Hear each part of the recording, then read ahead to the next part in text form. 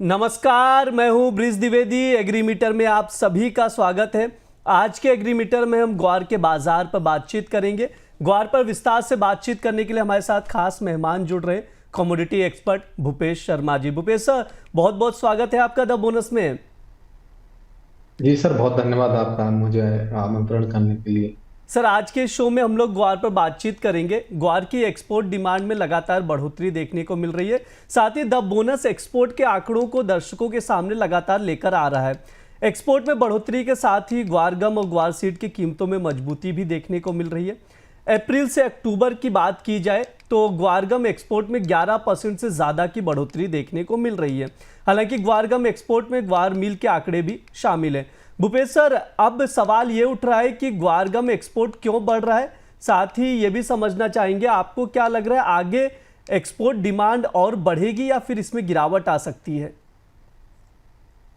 जी, ग्वार गम एक्सपोर्ट की बात करें तो विशेषकर जो ग्वार गम का जो एक्सपोर्ट होता है ज्यादातर यूरोपीय देशों के लिए होता है, और वहां पर जो एडिबल में विशेषकर जैसे किसी भी चीज की थिकनेस के लिए इसका प्रयोग होता है। और मान लीजिए किसी को आइसक्रीम बनानी है या किसी को कुछ भी थिक करना है, उसमें है ना इसका मैक्सिमम यूज होता है।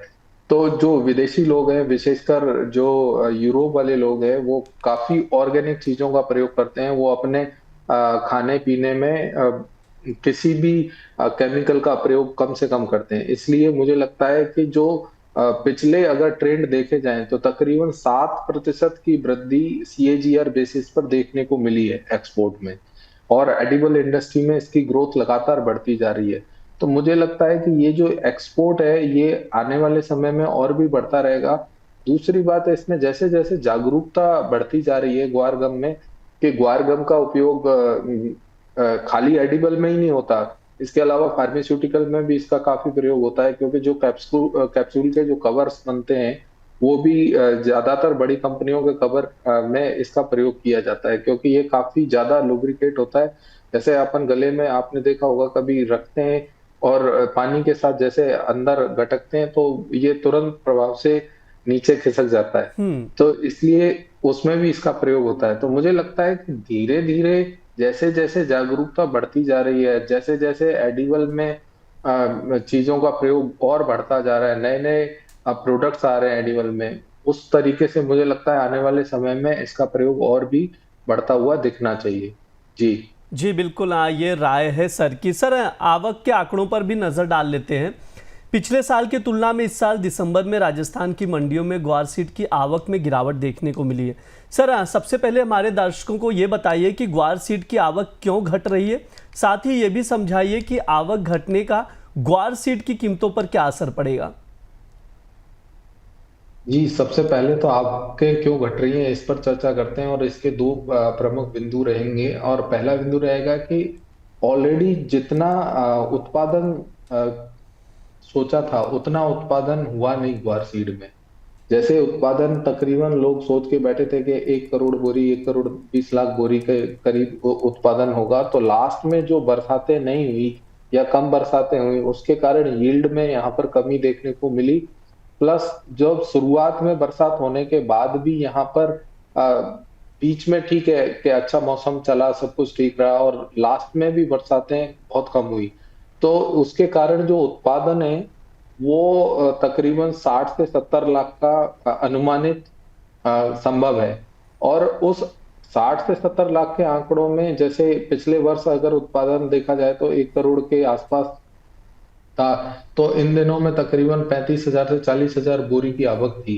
परंतु अभी यही आवक घट के 15 से 20 हजार के बीच में आ चुकी है। तो मुझे लगता है कि ये बाजार में जो प्रमुख कारण है वो उत्पादन की कमी है।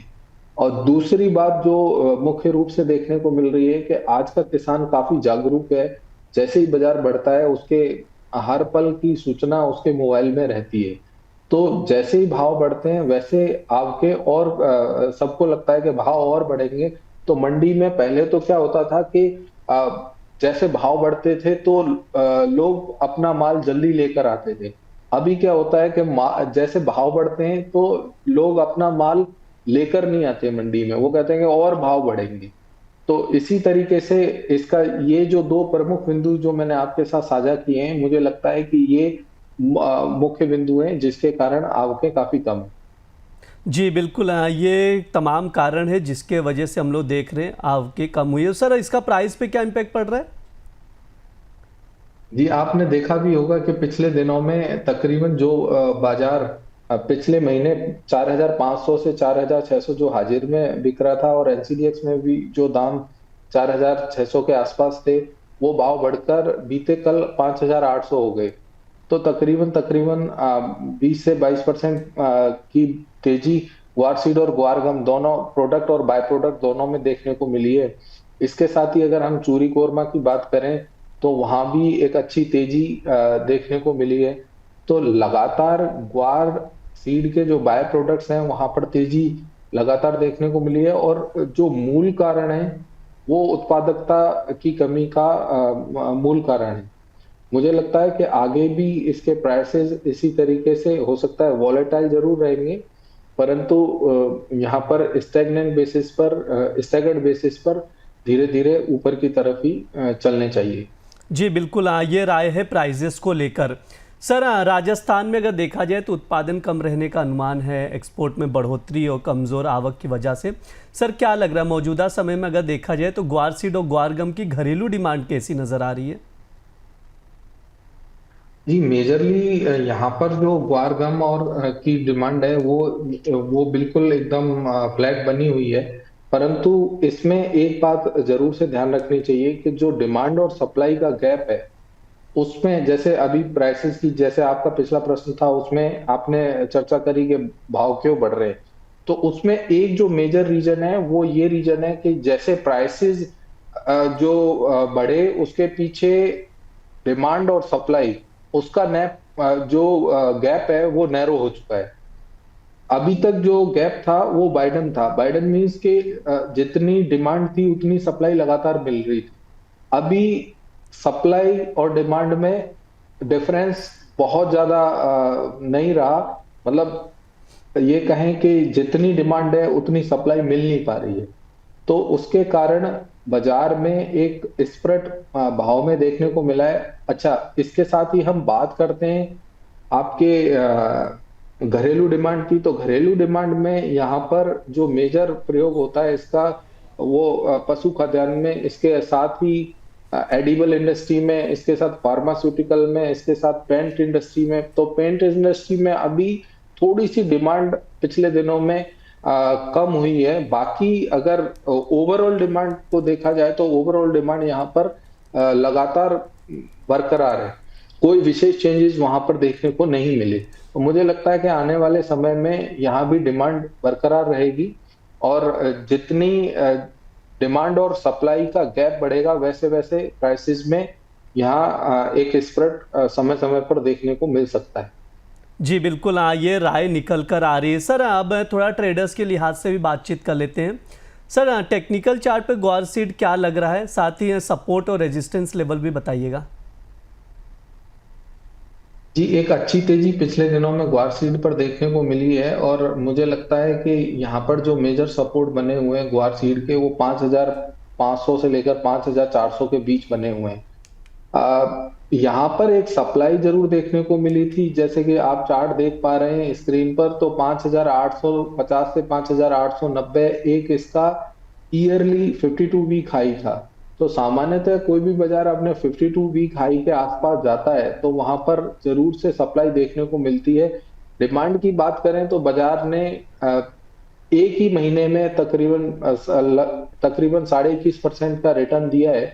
तो मुझे लगता है कि जो रिसेंट का पीक बना हुआ था वो 5,450 5,550 का बना हुआ था। तो मुझे लगता है कि जो इनवर्स अगर इसको देखेंगे तो इनवर्सली इसमें 5,550 से 5,450 एक बेहतरीन सपोर्ट है, और मुझे लगता है ऊपर में 5,850 से 5,950 एक अच्छा सप्लाई जोन हो सकता है। जी बिल्कुल, टेक्निकल के चार्ट पर ग्वार की अगर देखी जाए तो ये लेवल्स दिखाई दे रहे हैं जो सर ने बताया है। सर बीते एक महीने में देखा जाए तो एनसीडीएक्स पर ग्वार सीड और ग्वार गम में लगभग 18 से 21% की तेज़ी हमने देख ली। सर क्या लग रहा है ये जो तेज़ी है आगे भी कंटिन्यू रहेगी? जी सर, तेजी की बात करें तो तेजी में मुझे लगता है कि हम ज्यादातर लेवल्स को ज्यादा फोकस करते हैं, तो मुझे लगता है कि अगर बाजार इसमें दो अगर और मगर का यूज बड़ा करना बड़ा आवश्यक रहता है कि अगर बाजार 5450 के ऊपर सस्टेन करता रहता है तो मुझे लगता है कि बाजारों में तेजी सस्टेन करनी चाहिए। दूसरी बात ये रहेगी कि बाजार में जैसे अभी आपने एक पीछे चार्ट शो किया कि आप देखेंगे एक लंबे अरसे बाद 200 दिन की मूविंग एवरेज के ऊपर बाजार ने सस्टेन किया है। जैसे ये आप चार्ट देख पा रहे हैं स्क्रीन पर, तकरीबन बाजार 200 दिन की मूविंग एवरेज के ऊपर लगातार लंबे समय के बाद क्रॉस करके सस्टेन कर रहा है। ये बाजार में एक मेजर सिग्नल होता है किसी भी बाजार में लंबी दूरी के टारगेट्स के लिए। तो मुझे लगता है कि जब तक बाजार 5200 के ऊपर सस्टेन कर रहा है इस मूविंग एवरेज के पैरामीटर्स पर, तब तक बाजार में तेजी बरकरार रहनी चाहिए। हो सकता है एक छोटी सप्लाई 5850 से 950 के बीच में देखने को मिले। आने वाले समय में अगर बाजार 5900 के ऊपर सस्टेन करता है तो इसमें नए भाव बनते हुए दिखेंगे जो कि ऊपर में 6200, 6600, 7100 तक भी संभावित हो सकते हैं। वहीं ग्वार गम की बात करें तो ग्वार गम के बाजारों में भी इसी प्रकार की तेजी मुझे लगता है कि सस्टेन करनी चाहिए। ग्वारगम में जो भाव ईयरली यहाँ पर 5850 से 5950 है, वहां पर वो भाव 11000 से लेकर 11200 के बीच में है। मुझे लगता है कि वहां पर एक छोटा सप्लाई जोन देखने को मिल सकता है। उसके ऊपर भाव अगर निकलते हैं तो जो ग्वार और गम का जो रेशियो है 1.86 1.92 का, उस रेशियो के एवज में भाव ग्वार गम में भी बढ़ते हुए देखने को मिलने चाहिए। जी बिल्कुल, हाँ, ये बातचीत हो गई प्राइस आउटलुक की। सर एक आखिरी सवाल है, अगर किसी को एग्री कमोडिटी में अभी पोजीशन बनानी हो तो आपकी ओर से टॉप एग्री कॉल्स क्या सजेशन में रहेंगे? जी, अगर पिछले दिनों में देखा गया है कि मसालों में एक बड़ी शानदार तेजी देखने को मिली है, विशेषकर धनिया, हल्दी दोनों बाजारों में, और दोनों बाजार अपने लाइफ हाइज के 52 वीक हाई के ऊपर ट्रेड कर रहे हैं। तो बाजारों में स्ट्रेंथ वाइज अगर देखा जाए तो बाजारों की स्ट्रेंथ काफी पॉजिटिव बनी हुई है। मुझे लगता है कि बाजारों में धनिये का जो बाजार है उसमें 10,550 के आसपास धनिया मिलता है, तो यहाँ पर खरीदारी की सलाह रहेगी।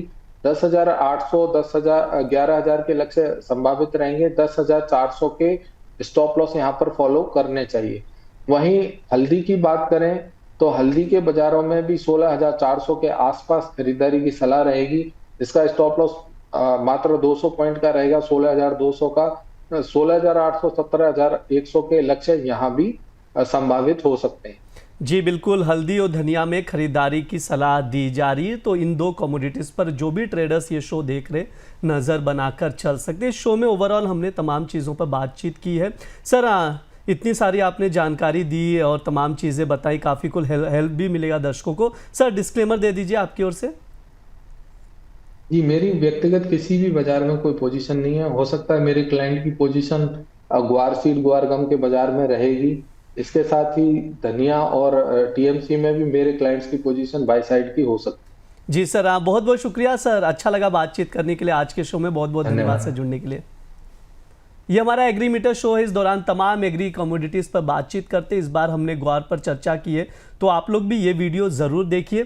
साथ ही आप लोगों को बता दें, हमारे उजाला द बोनस कोशिश कर रहा है कि आप लोगों के लिए कुछ एक्सक्लूसिव कंटेंट, कुछ प्रीमियम कंटेंट प्रोवाइड किया जाए। इसके लिए आप लोग हमारे मेंबरशिप प्रोग्राम में ज्वाइन कर सकते हैं, देख सकते हैं। द बोनस का ज्वाइनिंग बटन शो किया जाएगा यूट्यूब पर, वहाँ पर जाकर ज्वाइन पर क्लिक करें और जो मेंबरशिप लेने की जो फ़ी है वो पे करके आप प्राइम मेंबरशिप ले सकते हैं और बोनस के एक्सक्लूसिव कंटेंट का एक्सेस पा सकते हैं। फिलहाल के लिए इस शो में इतना ही रहेगा। आप लोग बने रहिए द बोनस के साथ। धन्यवाद।